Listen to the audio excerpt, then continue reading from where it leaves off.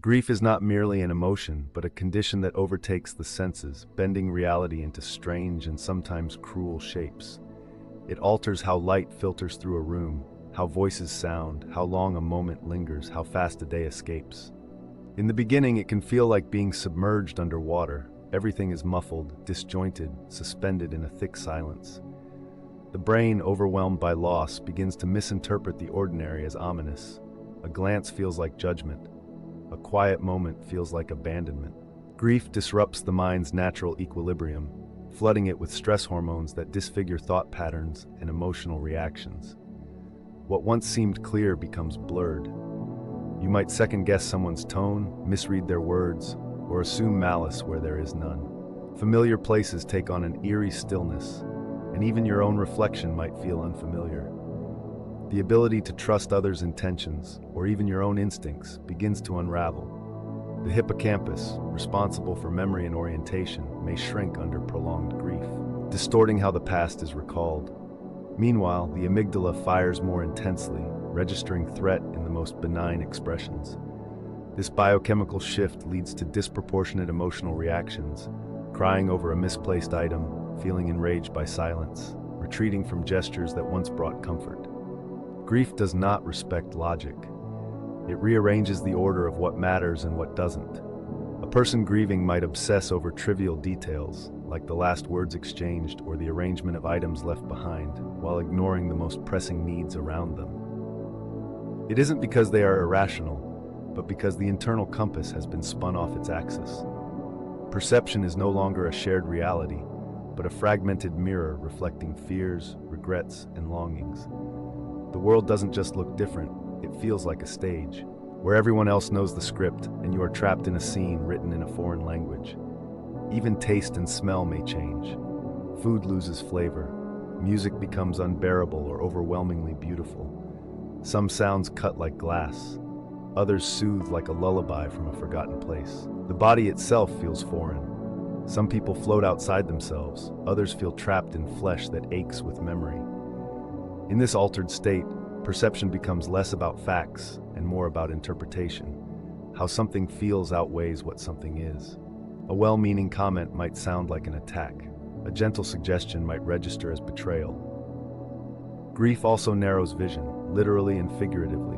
You become tunnel-focused on the loss, unable to see what still stands around you. People's kindnesses go unnoticed, or worse, feel intrusive. Life moves on without your permission. And the more the world keeps spinning, the more distorted it seems. The dissonance between your frozen interior and the forward movement of others is jarring. This dissonance makes even moments of beauty feel like an offense. Like light breaking into a cave where you've made a home out of shadows. It is not a choice to see the world this way. It is a neurological, emotional, and spiritual response to something the mind cannot integrate. The grief-stricken brain creates illusions to protect itself. Illusions that delay healing but also buffer against full collapse. In this way, perception becomes a protective lie, a soft curtain drawn over the unbearable brightness of reality. As grief settles in, time bends in peculiar ways. Minutes stretch out like hours, while days slip by unnoticed, leaving behind only a residue of emptiness. The world outside may continue as usual, people rushing by, the seasons changing, the clock ticking. But in grief, time feels distorted, as if it is moving both too fast and too slow at the same time. Every moment that passes without the person who has been lost feels like a further confirmation of their absence. And in this, grief changes the way a person sees themselves. It creates an internal fog that makes it difficult to access one's own identity without the presence of the person who was lost. Who am I now? Becomes an unavoidable question. The roles once occupied, mother, daughter, spouse, friend, are cracked open, and what remains is not always recognizable. Even if the relationship wasn't central to every moment of daily life, its absence can unravel the sense of self that once held firm. The reflection in the mirror becomes a stranger, someone who smiles less, startles more easily, reacts to small things with inexplicable depth. Grief carves silence into the voice and replaces once confident expressions with uncertainty, doubt, and a distorted sense of worth. It also alters the perception of others. Grief makes it easy to misinterpret intentions, tone, or expressions. A friend's delayed reply feels like abandonment. A kind gesture might register as pity. A compliment can sound hollow. The grieving mind becomes hyper-attuned to rejection, even where none exists. This misalignment between what others mean and what the grieving person receives creates distance. Isolation deepens. The world becomes a hall of warped mirrors where everyone seems to be either too loud, too cheerful, or too distant. Attempts to connect feel dangerous, as though vulnerability will be punished rather than met with compassion. Projection begins to occur subtly and powerfully. Pain leaks out and adheres itself to unrelated situations. Someone walking away in a hurry might stir up feelings of being discarded. A friend joking lightly might trigger the belief that the grief is being minimized. These moments aren't signs of irrationality. They are signs of a system under duress. The grieving mind is trying to make sense of chaos, trying to organize pain into a narrative, and sometimes that narrative attaches itself to the nearest available figure. This leads to relational strain and misunderstanding, as well as internal confusion over what is real and what is imagined. Even emotional boundaries become hard to discern. A grieving person may oscillate between emotional numbness and intense sensitivity. One moment, nothing touches them. The next, the smallest comment pierces like a blade. This inconsistency can make social interactions feel perilous. Emotional regulation becomes slippery. People often withdraw, not because they want to be alone, but because they no longer trust their reactions. They fear they might lash out, cry uncontrollably, or be misunderstood yet again. And when people do respond poorly, when they suggest moving on or offer cliché advice, it only cements the belief that the world no longer understands them. Grief can also produce an overwhelming sense of guilt, and that guilt seeps into perception. A grieving person may blame themselves for things far beyond their control, not doing more, not saying the right words, not preventing what was inevitable. This self-directed blame creates a kind of lens that darkens everything they see. Joy feels undeserved. Rest feels like betrayal. Laughter feels like forgetting. As a result, moments of relief or levity are often followed by a crash of shame. The mind becomes convinced that healing is disloyalty, and perception adjusts to maintain the illusion of fidelity through suffering. Reality itself feels altered. Some people report feeling as though they're in a dream, that the world around them is flat or unreal. This derealization is a common trauma response, a defense mechanism of the brain that blurs the sharpness of reality to soften the blow of pain. It feels like existing behind glass, watching life without participating in it. And in this haze, choices become difficult. Decision-making suffers. What used to be easy, what to wear, what to eat, where to go, suddenly feels overwhelming. This is not laziness or weakness. It is the weight of grief pressing down on every thought and slowing every response. When grief is intense, perception turns inward. The world becomes smaller, more silent, less bright. The color drains from experiences. Music feels too sharp or too sentimental. Crowds feel suffocating, and silence can be both balm and torture. The mind filters every moment through the absence. The filter can make beauty unbearable and peace impossible. Even restlessness becomes a kind of noise. There is no stillness that comforts. No place feels quite safe, not even the body. The nervous system remains on alert, even when danger has passed, because the worst already happened, and it happened without warning. This is how grief distorts not only how the world is seen, but how a person sees themselves in the world. They no longer feel like they belong in the same way. The grieving person doesn't just miss who they lost, they begin to miss who they were before the loss. And sometimes, in the quiet spaces, they're not sure they'll ever find that version of themselves again. Grief also distorts the sacred, spiritual, and relational dimensions of life. It becomes easy to believe that God is silent, distant, or even punitive. Prayers fall flat. Scripture seems hollow. The rituals that once brought comfort can suddenly feel mechanical or meaningless. The spiritual senses, like the physical ones, become dulled or confused. A person in grief might interpret every silence as rejection, every unanswered prayer as abandonment, and every quiet moment from heaven as a deliberate turning away. The soul, already crushed by the weight of loss, begins to question not only the presence of God, but the nature of goodness itself. Relationships often suffer in this state, not because of ill will, but because perception becomes so warped that closeness feels threatening. People who try to help may be misread as controlling, dismissive, or emotionally unavailable. A kind invitation can be misinterpreted as obligation. A conversation can feel like interrogation. The grieving person may retreat, not because they don't want love, but because their ability to recognize it has been compromised. They might become suspicious of others' motives or emotionally numb in ways that appear cold. They are not being unkind, they are simply overwhelmed. Even the body language of others becomes difficult to interpret. A pause in conversation might seem like criticism. A lack of eye contact might be seen as shame. Words carry hidden meanings that were never intended. Everything becomes too much, and yet nothing feels enough. The relational misperceptions multiply. The grieving person believes they are too much for others, too broken to be around, too far gone to be understood. This belief deepens the sense of isolation and adds another layer of pain to the already fractured self. Grief also awakens an inner courtroom, where every interaction is put on trial. Did they say that because they pity me? Are they avoiding me because they can't handle my sadness? Why didn't they call? Why did they wait so long? These questions don't arise from paranoia, but from a desperate need to feel seen and safe again. The absence of the loved one creates a vacuum of security, and the grieving person scans every relationship for signs of betrayal or abandonment, real or imagined. Even the strongest friendships can bend under the weight of this scrutiny. Perception is shaped by context, and grief alters that context so thoroughly that even familiar people seem foreign. Someone who once offered steady support might now seem distant, even if they haven't changed. A simple "how are you" might sound perfunctory, not heartfelt. The grieving person doesn't always know how to express what they need. They may not want advice, solutions, or platitudes.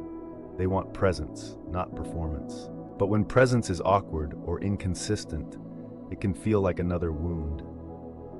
Grief is a filter that twists the emotional frequency of human connection. Even the most loving voice can sound distorted when heard through the static of sorrow. There's also the distortion of roles within relationships. A person might expect others to intuitively understand their pain, and when that doesn't happen, it feels like betrayal. They might over-rely on one friend and withdraw from others, creating imbalance. They might misjudge someone's silence as apathy, when in fact that person is simply unsure how to help. The grieving mind becomes both hypersensitive and deeply lonely, needing more from others than what is sometimes reasonable, yet feeling ashamed for needing anything at all. This creates a cycle of longing, disappointment, and retreat. Some even feel that their grief is offensive to others, that showing it too much will push people away, so they hide it behind a smile, a shrug, a quick change of subject. But this concealment only deepens the fracture between what is felt and what is expressed. Relationships built on authenticity suddenly feel brittle. People grow wary, misunderstandings fester. And because perception is no longer calibrated, these relational shifts are magnified and mourned as fresh losses. A friend forgetting to check in feels like a severed bond. A missed invitation becomes proof of irrelevance. Grief doesn't just take away the one who died or left, it can also take away everyone else, in the sense that no one feels as close, real, or comforting as they once did. The distorted lens causes the grieving person to question who can truly be trusted. They may become overly dependent on one connection or distrustful of all. They might lash out in confusion or remain silent in despair. And yet, deep down, they are longing for someone who sees past the distortion and still chooses to stay. The healing of perception after grief is not a sudden event, but a quiet unfolding. It begins imperceptibly, like dawn sneaking into a room without anyone noticing. Clarity does not arrive as a flash of insight, but as the gradual softening of confusion. The mind starts to make space again. Light re-enters places that had been locked in shadow. What once felt unbearable begins to feel survivable. There is no single moment when healing begins, only scattered moments when a laugh escapes without guilt, when beauty is seen without pain, when silence no longer feels like punishment. One of the first signs of restored perception is the loosening grip of hypervigilance. The brain, once on constant alert for abandonment, rejection, or danger, begins to relax. the amygdala settles. The nervous system, no longer saturated with grief's alarm bells, starts to regulate again. This allows for new interpretations of the world around you. A friend's silence is no longer assumed to mean they don't care. A smile from a stranger is no longer met with suspicion. The world, once a field of sharp edges, begins to soften. This softening is not forgetfulness, it is grace. Routine plays an unlikely but powerful role. In this recalibration, the repetition of small actions, making tea, walking a familiar path, folding laundry, restores rhythm to a chaotic inner world. These acts of order realign the mind with the flow of time. Slowly, the present moment becomes tolerable again, then bearable, then meaningful. As time finds its rhythm, so does perception. Things begin to feel more accurate. The grieving person starts to distinguish between what is imagined and what is true. The mind, like a room with windows thrown open, begins to air out the sorrow. Community becomes a mirror in which perception reorients. Being seen by someone else in truth, without pity, without pressure, allows the grieving person to see themselves more clearly. A friend who remembers a story without changing the subject, who listens without fixing, offers more than comfort. They help stabilize reality. Their presence provides contrast to the internal distortion. Their steadiness shows that not everyone disappears, that not all love is lost. Over time, these steady reflections give the mind permission to trust again. The sacraments, too, can begin to take on new life. What once felt dry becomes a wellspring. The Eucharist, confession, the quiet of adoration, these become resting places for the soul. In grief, these may have felt mechanical or empty, but in healing, they become encounters. God, once perceived as distant, is now felt as present in silence, in scripture, in song. The spiritual senses reawaken. Prayer becomes conversation again rather than monologue. Worship becomes a place of presence rather than performance. And in this renewed connection with the divine, the grieving person realizes that they were never alone, only unable to perceive the nearness of love. The brain itself participates in this restoration. Neuroplasticity allows for new neural pathways to form. Slowly, pathways associated with trauma and sorrow are counterbalanced by those shaped by peace, presence, and reflection. This is not forgetting, it is repatterning. The mind begins to associate people, places, and routines not only with what was lost, but with what still remains. This dual awareness is part of restored perception, the ability to hold joy and sorrow at the same time without collapsing into either. As perception heals, memory becomes kinder. The harshness of regret gives way to gentler recollection. The good times are remembered without being poisoned by their ending. The presence of the lost loved one is no longer only felt in their absence, but also in gratitude for what they gave, who they were, and how they shaped your life. The future begins to glimmer again, not as a betrayal of the past, but as a continuation of love in a new form. Hope does not erase grief, it refines it.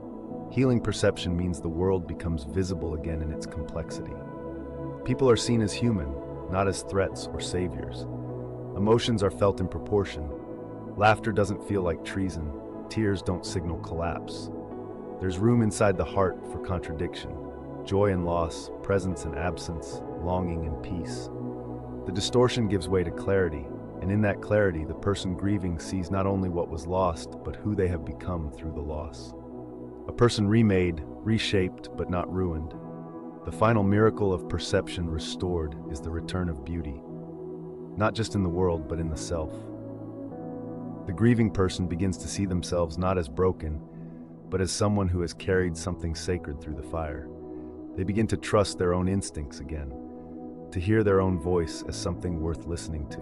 They return to the world not the same, but with new eyes, eyes that have wept but also widened, eyes that can now see truth, love, and light, not as illusions, but as the realest things of all. There is a quiet power in realizing that grief never truly leaves but transforms.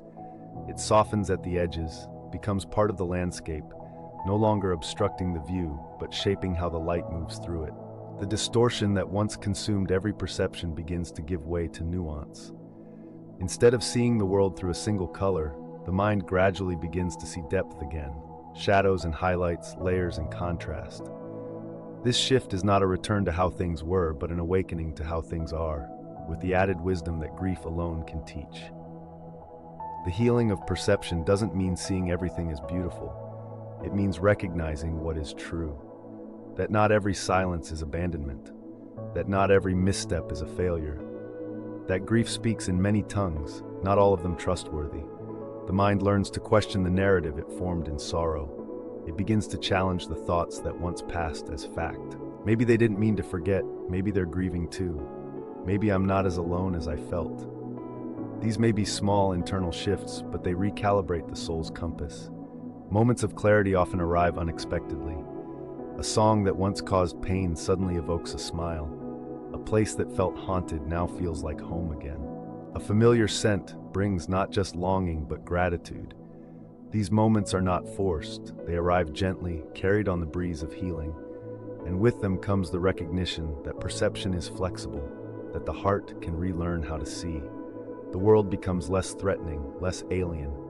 The grieving person begins to look outward instead of only inward. Curiosity returns. Wonder flickers back into the corners of daily life.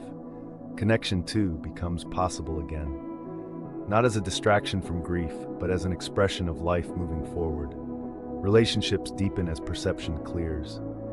The grieving person no longer projects their pain onto others so intensely. They become better able to distinguish between their own feelings and the actions of those around them. Forgiveness flows more easily, not because pain is forgotten, but because perspective has returned. The capacity to see someone else's limitations, fears, and wounds grows. The story widens, the heart stretches. In time, grief teaches a kind of vision that did not exist before. A vision that sees through masks, that detects sorrow in laughter, that senses depth in silence. This is not a return to naivete, but the birth of wisdom. The ability to see what is good even when it is not perfect. To love what remains, not just mourn what is lost. To walk beside others not with urgency, but with compassion. The distorted becomes clear not through denial, but through surrender. Surrender to the truth that life is fragile. Relationships are messy, and love is worth the risk. Some days, perception may still warp. Old patterns return. Grief catches the mind off guard, and suddenly the world feels sharp again. But now there is memory, not just of loss, but of recovery. The person knows they have found clarity before, and they can find it again. This confidence does not come from strength, but from experience. They have walked through the distortion and found that truth still waited on the other side. They know what it feels like to be blinded by sorrow, and they know the slow return of sight. This knowledge becomes a quiet strength, a deep assurance. Eventually, perception no longer needs to protect the heart through illusion. The person no longer avoids mirrors, no longer misreads kindness, no longer expects the world to answer every ache. They live in reality, but with gentleness. The edges are still there, but they are not as sharp. The world is not perfect, but it is still beautiful. Relationships are not flawless, but they are still holy. Life is not painless, but it is still worth embracing. Perception, now seasoned by grief, sees more fully, not less. And perhaps this is the gift hidden within the distortion. Grief, in clouding the vision, forced a different kind of sight to develop. A sight not based on appearances, but on essence. A spiritual sight. A soul-deep seeing that recognizes what truly matters. And when that kind of vision returns, it does not go away. It becomes a part of the person, like breath, like memory, like love that endures through every season. This is how the distortion heals. Not by erasing what was lost, but by illuminating what was gained. Grief rewires the soul's relationship with meaning. In the early stages, meaning evaporates. Things that once carried emotional weight, birthdays, rituals, phrases, photographs, become either too painful or eerily vacant. The significance drains out of them, leaving only their shape behind. Like a word repeated so often, it begins to sound strange. The grieving mind struggles to grasp why anything matters when the one thing, the one person, the one joy has been torn away. In this void, perception distorts meaning itself. What once gave life structure now feels like an echo chamber where even beauty seems dishonest. This distortion often turns existential. A person may begin to question the architecture of everything they once believed in, the fairness of life, the goodness of God, the point of hope. It's not nihilism in the philosophical sense. It's relational, personal, immediate. It's the question, whispered at the heart of perception. If this happened, what else can't I trust? The grieving person may see betrayal where there was only misunderstanding. They may see punishment where there was only randomness. The mind, desperate for narrative, begins to tell stories that make sense of chaos, even if those stories are cruel. In this state, perception turns everything into a mirror for the loss. A child laughing reminds you of what will never be. A couple holding hands becomes a reminder of what's been taken. Even joy becomes painful, because it contrasts too sharply with the grief. This creates a kind of perception fatigue, where the senses themselves grow weary from interpreting everything through the same filter. The weight of constant interpretation becomes exhausting. The grieving person may retreat from the world, not to avoid it, but because it feels overwhelming to perceive so much and understand so little. And yet, over time, the soul begins to search for truth again, not the comforting kind, but the real kind, the kind that acknowledges suffering without pretending it's all part of a neat lesson, the kind that doesn't force meaning but allows meaning to emerge. This shift marks the beginning of a new way of seeing, one that is neither naive nor bitter. Slowly, the grieving person begins to perceive depth again, not just the pain of what was lost, but the richness of what still is. A meal shared, a song heard, a tree in bloom. These things become more than distractions, they become witnesses. Grief teaches perception to move slowly. In a culture that demands speed, clarity, and certainty, grief pulls the brakes. It says, look again, wait, don't rush to explain. The grieving person learns to sit with ambiguity, to allow things to be incomplete. This patience with perception changes how they relate to others. They become less reactive, more attuned, more willing to listen between the words. They know how easily things can be misread, and so they give others room to be messy, clumsy, human. Their sight, once distorted by pain, becomes seasoned by empathy. Eventually, grief may even change how a person sees themselves in time. Not just in the moment of loss, but across their whole life.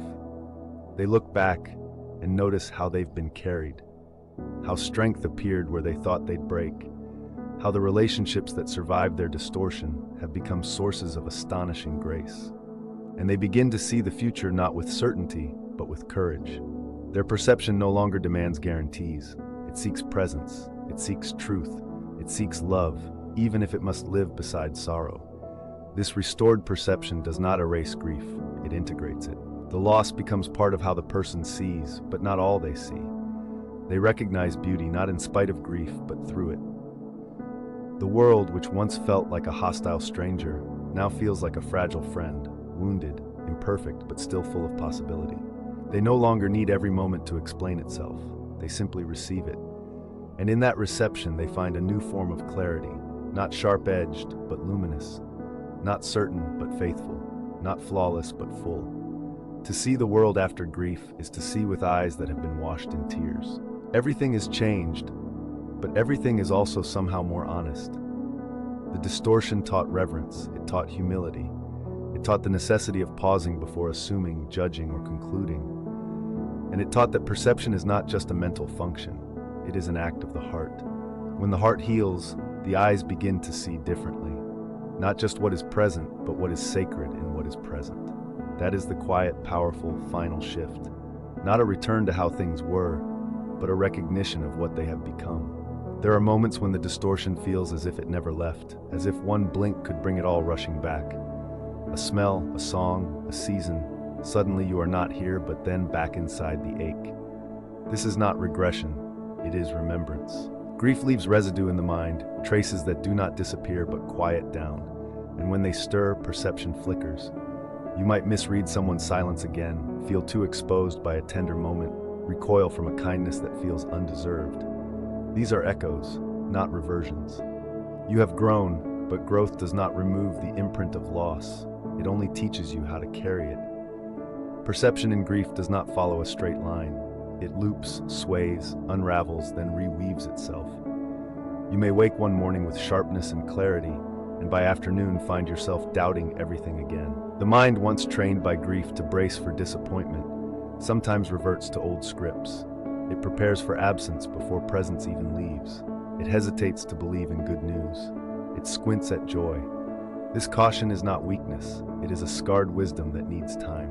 Relearning how to trust what is real takes courage. It takes the repeated decision to look again, to look gently. The presence of others continues to play a central role in this recalibration. Some relationships return, others evolve, and some disappear completely. What once felt like abandonment might now be understood as someone's own limitation, not a verdict on your worth. With restored perception comes the freedom to stop personalizing every wound. The story gets wider. You begin to see the context. You begin to see that others are navigating their own griefs, their own blind spots. Compassion replaces suspicion, not instantly, but steadily. Even within yourself, old distortions may briefly resurface: shame, self-blame, the fear that you are too much. These feelings no longer define you, but they visit.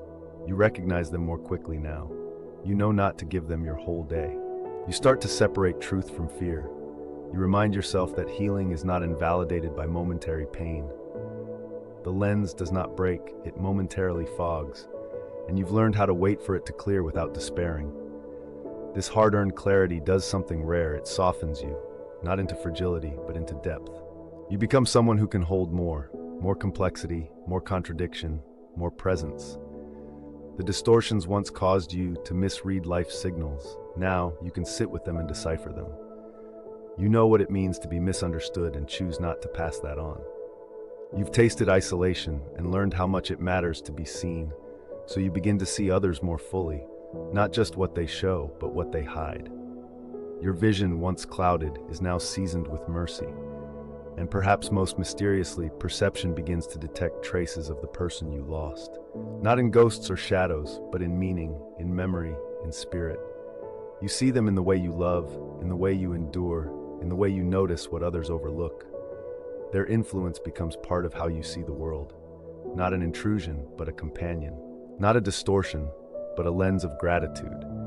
Your grief, once sharp and consuming, has become something woven into your perception.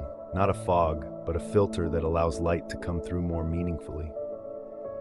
In the end, to have walked through the distortion of grief and come out seeing again is not to have escaped sorrow, but to have integrated it. You no longer demand that life explain itself. You no longer need every moment to justify your hope. You see the brokenness and the beauty without separating them. You hear both silence and song. You recognize pain and promise in the same breath. This is not a distortion. It is revelation. It is vision born of ashes. It is clarity through tears. It is the long-awaited return of sight that sees not just what is lost, but all that remains. There comes a time when the heart no longer flinches at the memory. The ache may still be there, but it no longer distorts the moment. It becomes something else, an echo, a presence, a thread woven into the tapestry of how you now see the world. You begin to understand that grief was never the enemy of perception, only its interruption. And once the eyes adjust to this new light, everything familiar appears altered but not ruined. Trees still bloom, children still laugh. Your own breath, once sharp with sorrow, now moves quietly through your chest with a steadiness you once thought lost forever. You don't stop missing the person, the moment, the life that once was. But the missing no longer makes everything unrecognizable. Instead, it sharpens what remains. You notice more, you cherish more, you speak less quickly and love more freely. Your perception, once warped by loss, is now filtered through love matured by fire. You see through surface things. You hear behind the words. You no longer rush to label pain as something to escape, but something to witness. This seeing is a gift. It is not the return of innocence. It is the emergence of clarity. You begin to walk through the world with a kind of reverence. Even the ordinary becomes luminous. The way sunlight lands on a chair, the way someone pauses before answering, the way laughter returns to your throat, not forced, but real. These are not accidents. These are the quiet rewards of having stayed present through distortion. Perception, refined by grief, now bends toward truth, not illusion. It recognizes what cannot be taken away. It finds dignity in the overlooked. It honors small joys not as compensation, but as confirmations that life still pulses with grace. There's a stillness within you now that did not exist before. It is not apathy. It is not numbness. It is the stillness of someone who has traveled through suffering and come out with eyes that see differently. You do not need to explain your journey. You do not need to make others understand your vision. You carry it quietly, and that quiet becomes strength. The distortion no longer rules you. You have learned its languages and chosen which ones to keep. And now the world unfolds again, uncertain, imperfect, beautiful. This new perception is not flashy. It's not always noticeable to others, but you know it's there, in how you listen, in how you forgive, in how you no longer rush to fix what is uncomfortable, but instead remain with it, in how you honor the past without letting it define you, in how you offer others space to grieve, to hope, to speak without fear of misinterpretation. You are no longer fighting to make sense of the loss. You are allowing the loss to refine your sense of everything. And maybe that is what healing really is. Not the removal of pain, but the restoration of sight. The ability to see again, to see rightly, to see wholly. Not through the lens of fear or absence, but through the lens of love that has endured and is still alive. Somewhere in the quiet, long after the world has moved on, you realize you have too.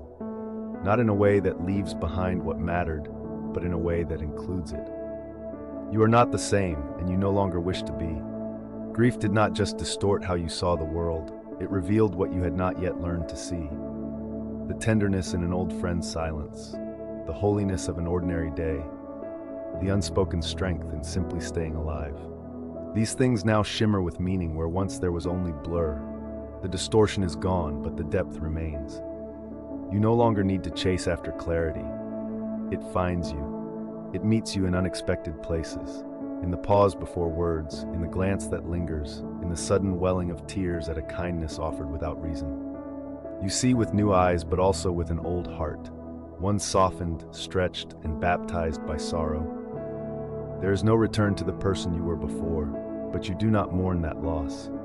You have grown into someone who sees differently because you have suffered deeply. And from that suffering has emerged a way of being that honors what was lost by cherishing what is. There is no triumphalism here, just a quiet readiness, a willingness to live, a willingness to see life as it is and still call it beautiful. You carry memory not as a wound, but as a root.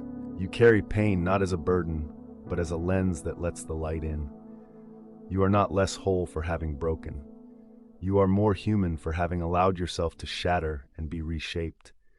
And now when you look at the world, you don't see it as something that owes you answers. You see it as something that still dares to offer gifts.